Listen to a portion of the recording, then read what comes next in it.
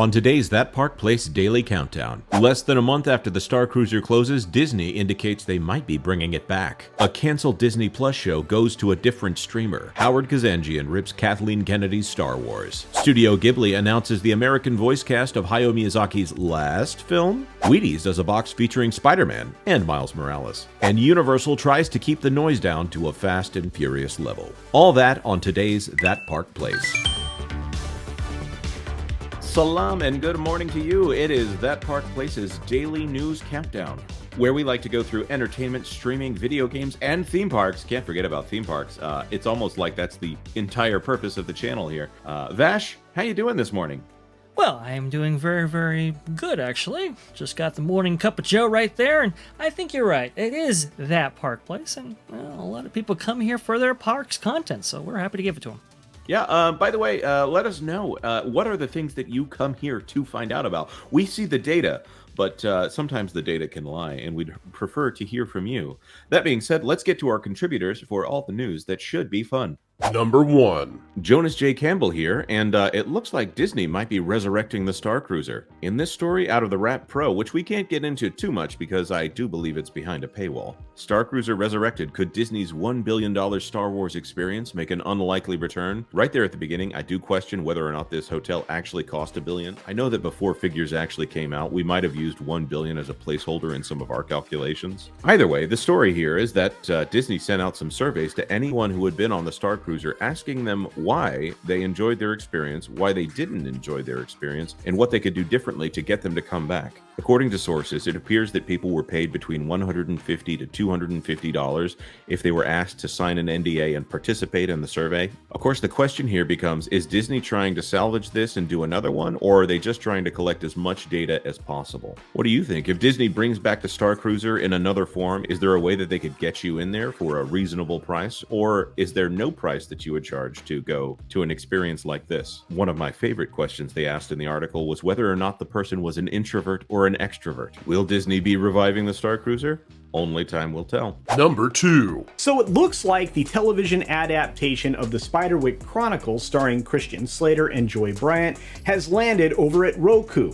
They've secured exclusive US rights to all 8 episodes in the series. This was originally produced by Paramount Television Studios and 20th Century Television, and it's going to debut on the platform in early 2024. But wait a minute. I thought this was Disney Plus.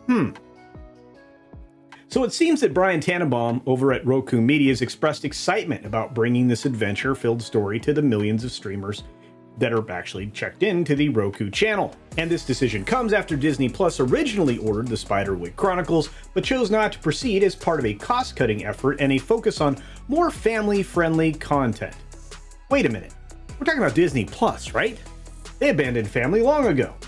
Well, it turns out that Disney's abandonment is Roku's gains because, well, they've been reducing costs themselves recently, including staff layoffs and the removal of several licensed and originally produced content items. They've taken a substantial impairment charge, but this seemed to be too good to pass up, and this makes Spiderwick Chronicles a significant addition to Roku's content lineup. And it seems like the Spiderwick estate is absolutely teeming with hidden and fantastical adventures that just surround the family. Now that you're up to speed, are you interested in the Spiderwick Chronicles? And if so, do you have the Roku channel? Let us know your thoughts down in the comments section below. Number 3. Hello, this is John Trent, the founder and editor-in-chief at Abounding Into Comics. Today I got a story about longtime Star Wars producer Howard Kazanjian decimating JJ Abrams, Rian Johnson, and Lucasfilm's Star Wars sequel trilogy. Let's get into this here. You can see the headline here over at Abounding Into Comics. Star Wars producer Howard Kazanjian decimates Rian Johnson, JJ Abrams, and Lucasfilm's sequel trilogy. They didn't understand the story. Indeed, they did not. For those unfamiliar with Kazanjian, he produced The Empire Strikes Back, The Return of the Jedi, Raiders of the Lost Ark, The Rookie, Demolition Man, and more. In the late J.W. Rinsler's Howard Kazanjian, A Producer's Life, Kazanjian says, generally speaking, I think that the filmmakers on The Force Awakens and The Last Jedi didn't understand the story. He elaborated, they didn't understand what a Jedi Knight was all about. That's the simplest way to put it. Skywalker's a story, and I think that's what they failed at. I'm not talking about just Mark Hamill as Skywalker. It's the overall psychological story of Skywalker and, of course, the Jedi Knights. The ardent fans know more about the storyline than the filmmakers. Strong words there from Howard Kazanjian, and it's hard to argue with them. He's saying what we've all been saying, and he recognizes what went absolutely wrong with the JJ Abrams, The Force Awakens, Rian Johnson's Last Jedi, and Lucasfilm's sequel trilogy. Number 4. Hi everybody, Tommy Tables here with the age-old question, dubbed or subbed? 99% of the time I lean towards sub. However, I have just discovered something that might be the exception. I am talking about the brand new Hayao Miyazaki film, The Boy and the Heron. Now, Miyazaki is famous for Studio Ghibli and other movies such as My Neighbor Totoro. He had announced his retirement, but he is back and he has just created a brand new movie called The Boy and the Heron. Now, what's really interesting about this is the fact that the English cast is phenomenal. Christian Bale, Dave Bautista, Gemma Chan, Willem Dafoe, Karen Fukuhara, Mark Hamill of Luke Skywalker fame, Robert Pattinson, and Florence Pugh. So the movie itself is about a 12-year-old boy in post-war Japan who discovers a mysterious tower that leads him to a land where life and death don't really matter in search of his deceased mother. The plot sounds interesting. The trailer is already out on YouTube, and it will be airing nationwide on December 8th. It is a 2D animated movie. If you've been longing for the days of the classic Disney films form, the cartoons that we all sort of grew up and knew and loved, this will be the movie for you, especially with the upcoming content drought that is a result of the writers and now actors strike. What do you guys think? Do you think you're going to go want to see this film, number one? And would you want to see it in its Japanese original version, or would you like to rather see it with this phenomenal voice cast? Let us know your thoughts down below. Number 5. Hey, it's Jonas, and I'm here to tell you that Spider-Man 2 came out today.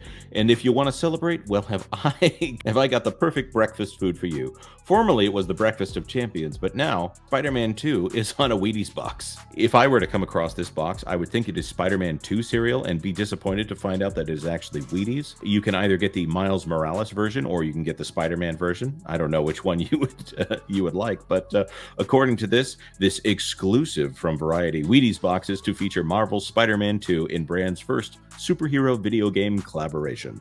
I don't know if it's their first superhero collaboration. I don't know if it's their first video game collaboration, but it is their first superhero video game collaboration. What does that say that they've gone from Olympians to superheroes? Wheaties is changing the game literally. The General Mills cereal brand is making its tagline, The Breakfast of Champions, to a new level by honoring Miles Morales and Spider-Man, the heroes of Marvel's Spider-Man 2. The collaboration with Sony Interactive Entertainment, Insomniac Games, and Marvel marks the first time in the food brand's history it has featured video game characters on its iconic boxes. See, there's the answer to my question. The limited edition box will be available exclusively on the Wheaties website on Thursday, October 19th. Oh, so this is straight up a collector's item right here. You're only getting your hands on this one if you go to the Wheaties website. Will you be snagging your pair of Spider-Man 2 boxes? And which one would you pick? Would you pick Spider-Man or would you pick Miles Morales? Let us know in the comments down below. Number 6. Hello there, Vash Sky here with our next story, this time from Twitter. This comes from Salis Mentho, I believe, on Twitter. I really do apologize if I'm butchering your name, good sir. This was sent to me by my dear friend, Theme Park Wizard, over there at his channel that I will sometimes team up with him with. They do our episodes of Theme Park Universe. Sal here brings an interesting story, this time from Universal Studios Hollywood, as they have confirmed more details on the Fast and the Furious roller coaster currently under construction. The coaster has 3 60-degree rotating cars, 16-person trains, and will run 2 trains at a time, also renderings. So what this is here is this is a community outreach program facilitated by Universal Studios Hollywood in order to tell the neighbors in which this park borders that there won't be additional sound when this coaster eventually opens. There are some pretty strict noise compliance issues out there. This is why the park can't be open past 10 p.m. On most nights. This is very interesting. It says a sound wall that's the length of 2 football fields, and that these coaster cars will be able to actually pivot in such a way that they can aim their screams into the park, which is a very interesting use of that technology. If you're not familiar with this coaster, you can actually see concept artwork that was, let's say, leaked early on in this project. You can see here that the technology that rotated these cars was actually actually implemented from day one here. This is a very interesting development, and it confirms a lot of things that people have speculated on have yet to have official information come out from Universal Studios themselves. You can see these additional renderings here. You can barely see the coaster, and that's kind of the idea, right? Very, very interesting. We'll definitely be keeping track of this project. We'll probably be talking about this more in depth on Theme Park Universe and also here on That Park Place. So let us know what you think about this in the comments below. Well, that's another episode of That Park Place. Be sure to stick around. We've got more of these coming out in the evenings now, and people seem to be responding well to them. I like it. I like those deep dives that we get to do. Oh, no, I love it. I love, as one would say, digging a little deeper on some of these topics and going into them with some depth. Between that, live streams, I think fans are really getting a kick out of it. Yeah, we do like it. Just like Mama Odie, we do like to encourage people to dig a little deeper. If you want to have a conversation with us here, you can do that in the comment section. If it's not tied to a video directly, you could, of course, follow us on the socials above or get in touch with our collaborators by visiting their channels and links in the description down below. If you like the video, like the video. If you consider sharing this out, oh, we would be honored. And, of course, if you like what we're throwing down here, subscribe to That Park Place for all the news that should be fun. Thanks for watching That Park Place News. For more information, consider checking out www.thatparkplace.com for all the news that should be fun. Don't forget to subscribe, share, like, and send this out on your favorite social media accounts.